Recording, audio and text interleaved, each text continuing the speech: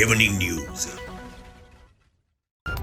La révision constitutionnelle, où en est-on avec cette tâche ardue au Mali? La réponse à suivre. Quel avenir pour le journal papier au Mali à l'ère où les réseaux sociaux dominent? Élément de réponse dans un instant. Nous ferons ensuite un tour au Vatican pour donner les nouvelles du pape François qui se porte bien après son opération du côlon. Mesdames et messieurs, bonsoir. Très heureuse de vous retrouver pour le journal Joliba Evening News. Bienvenue. Question de sécurité pour commencer. L'armée malienne a annoncé la mort de 4 de ses soldats ce dimanche 4 juillet dans une attaque menée par un groupe armé terroriste. La dite attaque a touché le convoi dans le nord-ouest du pays, près de la frontière mauritanienne. Les groupes armés de la CEMA et de la plateforme ont tenu la première rencontre du cadre stratégique permanent CSP le week-end dernier à Kidal, une rencontre qui a été sanctionnée par une déclaration finale qui a l'allure d'un processus parallèle à l'accord d'Alger, suivant l'analyse de Haruna Saliakone. Le jeudi 6 mai 2021, la coordination des mouvements de l'Azawad et la plateforme des mouvements du 14 juin 2014 étaient en conclave dans la capitale italienne. Après 2 jours de travail, le cadre stratégique permanent voit le jour, à travers une déclaration commune, dite déclaration de Rome. Les ennemis jurés d'hier se disent être aujourd'hui dans une dynamique de régler de façon consensuelle et à travers le dialogue toute question d'intérêt commun et problèmes pouvant entraver la cohésion sociale dans les vastes territoires du Nord Mali. Ces retrouvailles entre les ennemis d'hier inquiètent certains observateurs qui voient derrière cette démarche un processus parallèle à l'accord d'Alger. Pour cause, il est sorti de la rencontre de Kidal une intention des mouvements à unifier et coordonner leurs efforts en vue de s'occuper de la sécurisation du territoire qu'ils appellent l'Azawad. Cette initiative est semblable au mécanisme opérationnel de coordination MOC, un volet majeur de l'accord d'Alger. Le MOC qui peine à être opérationnel devrait déployer des bataillons mixtes composés de femmes et de groupes armés en vue de la sécurisation des personnes et de leurs biens. L'initiative du CSP risque de plomber davantage le MOC. En plus de cela, les 2 mouvements se sont convenus d'avoir une position commune sur toutes les questions relatives à la mise en œuvre de l'accord. Une convention qui pourrait fragiliser et isoler davantage le gouvernement qui constitue une partie. En dernier lieu, le CSP annonce qu'il a été rejoint par la coordination des mouvements de l'inclusivité, qui est elle aussi signataire de l'accord d'Alger. Ces initiatives personnelles n'inquiètent pas le gouvernement, qui a même envoyé une délégation à cette première rencontre. Le directeur général de la police nationale a animé ce matin un point de presse dans le but d'informer la population sur les différentes opérations menées par ces hommes. C'était à la direction générale de la police nationale. Reportage El Haj Malik Guitey.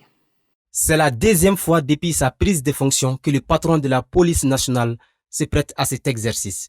Exercice qui avait pour but de faire le point sur les différentes visites effectuées à l'intérieur du pays et dans les 17 commissariats de Bamako. Pendant ces visites, j'ai à plusieurs reprises constaté l'insuffisance de moyens mis à leur disposition en ce qui concerne notamment les équipements informatiques. Il y a aussi urgence à rénover les locaux de certains de nos commissariats pour une meilleure sécurisation de nos personnels.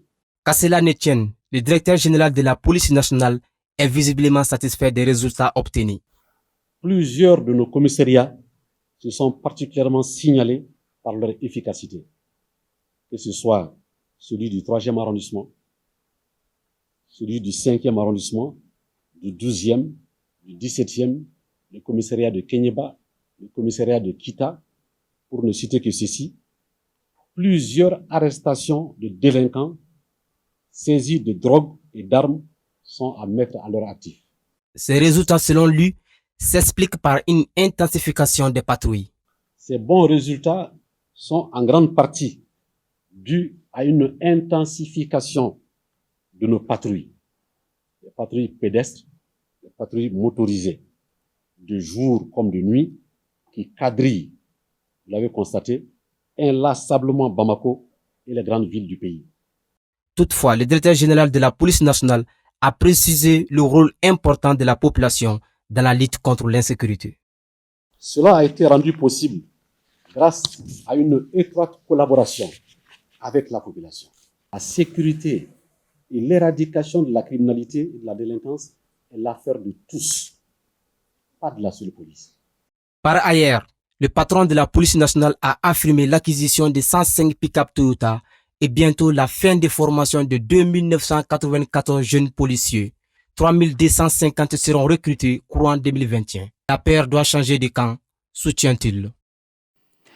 Dans un tout autre registre, au Mali, l'avenir du journal papier devient incertain et pour cause, le manque d'intérêt à l'égard de ce média traditionnel.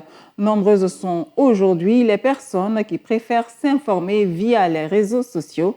Ce fait a de l'impact sur les patrons de presse et les distributeurs. Reportage Adama Sanogo. Le Mali compte plus de 200 organes de presse écrite. Malgré ce chiffre important de parution, force est de reconnaître que le journal papier n'est pas lu.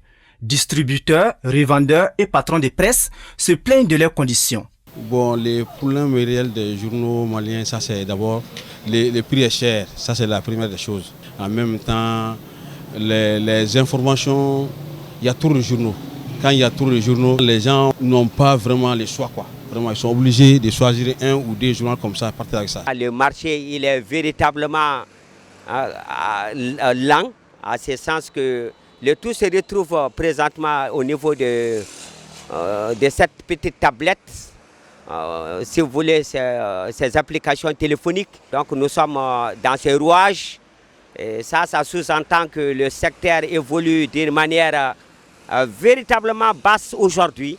Pour la jeunesse, l'information sur les réseaux sociaux est plus rapide et l'accès est facile par rapport au journal papier. Puis tout le monde s'informe à travers les réseaux sociaux parce que c'est encore plus facile et souvent il y a des vocaux qui viennent. Donc quand tu n'as pas la facilité de lire, tu peux écouter les différents vocaux et comme ça te facilite les informations. Donc pour cela, moi je me base d'abord sur les réseaux sociaux.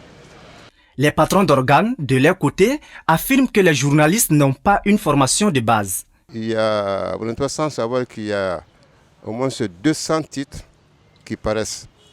Et le contenu est le même. Les gens ne fournissent pas d'efforts. Ils ne tiennent pas compte aussi de l'éthique et de la déontologie pour vraiment pouvoir faire ce travail. Les béabas du journalisme sont foulés au sol. En plus de cela, Tchemoko Traoré ajoute que le Malien n'a pas l'amour de la lecture. Le lecteur ne lit pas les journaux. Ce n'est pas comme dans les pays voisins comme la Côte d'Ivoire ou le Sénégal, où tôt le matin, les gens viennent faire le rang pour, comme s'ils payaient leur petit pain, pour prendre leur journal. Ce n'est pas ça au Mali. Il conclut que l'avènement des réseaux sociaux a eu d'impact sur la presse écrite en termes de vente. Bon, avec la prolifération des réseaux sociaux, sur les réseaux sociaux aussi, on balance des informations.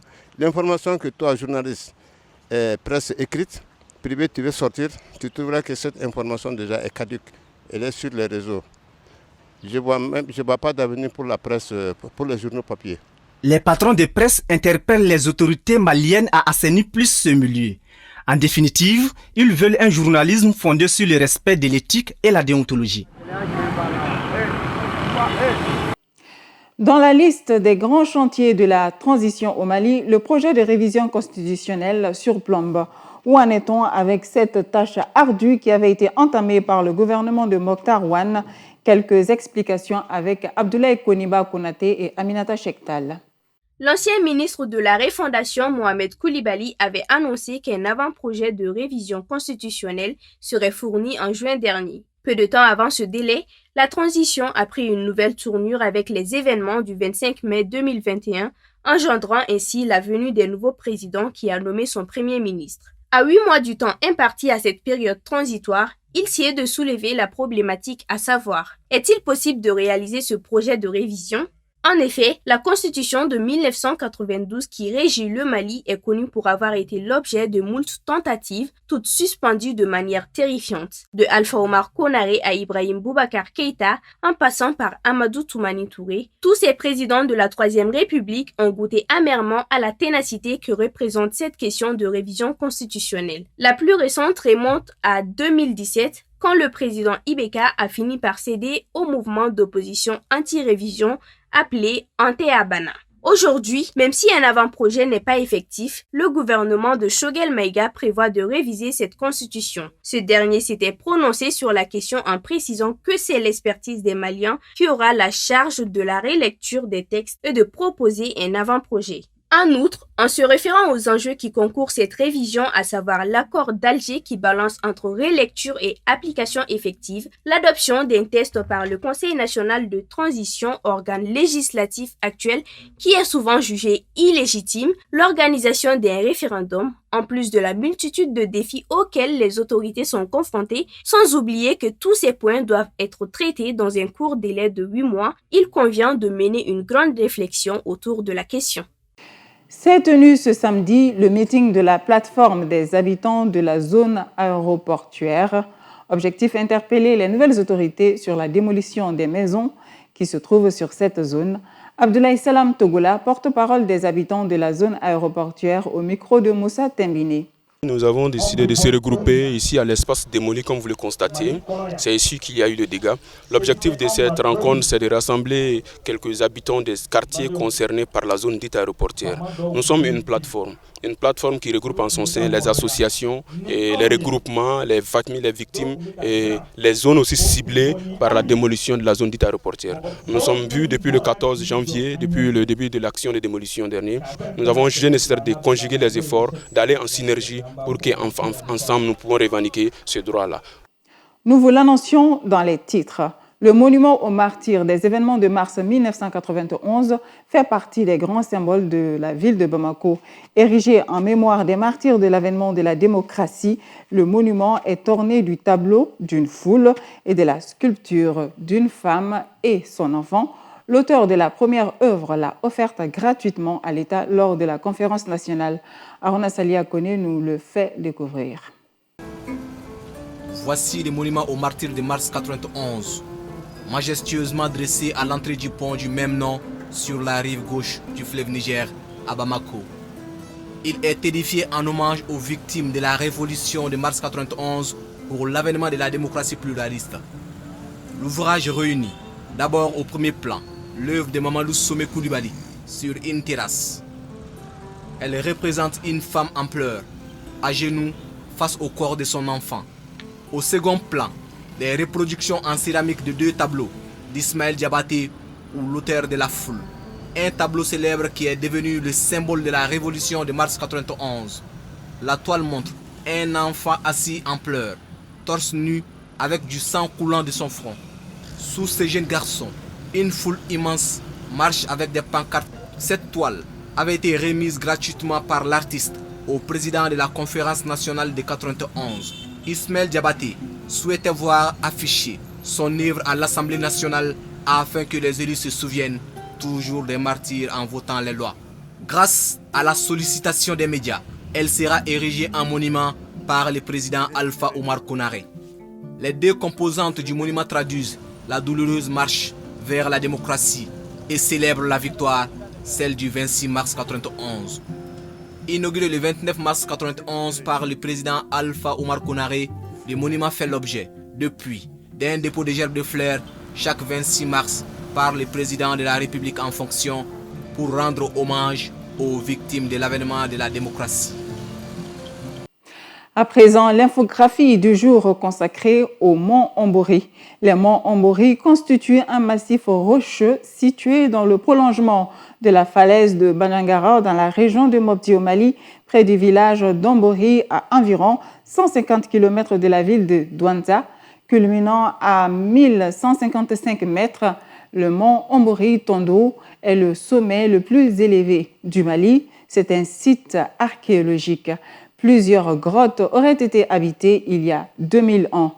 La population actuelle des monts Ombori est principalement composée d'ethnies Songhai et Dogon.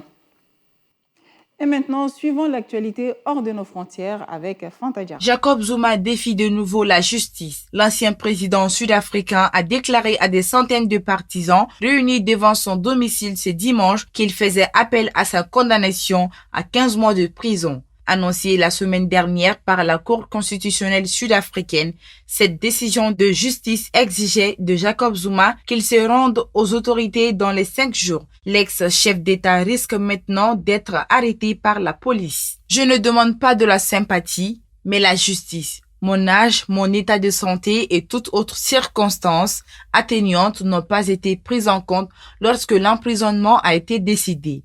M'envoyer en prison au plus fort d'une pandémie à mon âge revient à me condamner à mort, affirme Jacob Zuma. La plus haute juridiction d'Afrique du Sud a statué ainsi après que l'accusé ait refusé de témoigner devant une commission chargée d'enquêter sur des allégations de corruption durant sa présidence de 2009 à 2018. Des responsables du parti au pouvoir, le Congrès national africain, s'y sont rendus dans la province du KwaZulu-Natal où vit Jacob Zuma pour tenter d'apaiser les tensions. Les partisans de l'ancien président Jacob Zuma rassemblés devant son domicile promettent d'empêcher toute tentative d'arrestation. Le pape François a subi dimanche à Rome une intervention chirurgicale programmée pour une inflammation du côlon. Le Saint-Père a bien réagi à l'intervention conduite sous anesthésie générale. Le pape François, 84 ans, a été admis dimanche 4 juillet à l'hôpital romain à Gemelli, où il a subi selon un communiqué du Vatican publié peu avant minuit. Le pape François souffre d'une inflammation potentielle douloureuse des diverticules, hernie ou poche qui se forment sur les parois de l'appareil digestif et dont la fréquence augmente avec l'âge. Une des complications possibles de cette affection est la sténose, c'est-à-dire un rétrécissement de l'intestin. Le pape est arrivé vers 15 heures en voiture sans escorte, accompagné de son chauffeur et d'un proche collaborateur. Il pourrait rester 5 jours en convalescence dans une chambre du 10e étage de l'hôpital. En visite d'État en France, le président italien Sergio Mattarella a envoyé un message de soutien au pape en lui transmettant les pensées affectueuses de tous les Italiens. Et les manifestations de solidarité affluaient sur les sites Facebook de l'agence officielle du Vatican. Que l'Esprit Saint guide la main du chirurgien, écrivait une fidèle cilicienne. Dimanche midi, il a célébré la traditionnelle prière dominicale Regina Coeli à la fenêtre de la résidence Sainte-Marthe pour les fidèles rassemblés sous un soleil de plomb sur la place Saint-Pierre. Il semblait en bonne forme et réjoui d'annoncer une visite d'État en Slovaquie du 12 au 15 septembre. Son deuxième voyage à l'étranger seulement en 2021 après l'Irak en mars. Aujourd'hui, âgé de 93 ans, il vit reclus dans un monastère de la Cité du Vatican. Il est apparu de plus en plus fragile ces derniers mois, se déplaçant en chaise roulante et s'exprimant avec difficulté. Les autorités ont déclenché dans la nuit de dimanche à lundi la démolition du reste de l'immeuble de Floride, dont une partie s'est effondrée jeudi 24 juin, effectuant à ce jour 24 morts et 121 disparus. La tempête Elsa attendue mardi dans la région a augmenté les craintes pour la sécurité des secouristes au moins d'une explosion contrôlée. Les autorités ont décidé de détruire ces restes instables de l'immeuble de 12 étages de crainte qu'il ne s'écroule de façon incontrôlée lors du passage de la tempête tropicale Elsa prévue mardi en Floride. Les recherches des victimes avaient été suspendues samedi pour préparer la démolition. La majeure partie de l'édifice baptisé Champlain Towers South s'était écroulé en pleine nuit le 24 juin dans un nuage de poussière, l'une des plus graves catastrophes urbaines de l'histoire des États-Unis. Le président a évoqué des questionnements sur l'entretien et la structure du bâtiment, sur des travaux de construction à proximité, sur la montée des eaux. Un rapport notait dès 2018 des dommages structurels majeurs ainsi que des fissures dans le sous-sol du bâtiment selon des documents publiés par la ville de Surfside. Chers téléspectateurs, c'est la fin de ce journal que j'ai eu le plaisir de vous présenter. Merci pour votre aimable attention. À suivre la page météo. Excellente soirée en compagnie des programmes de Joliba TV News.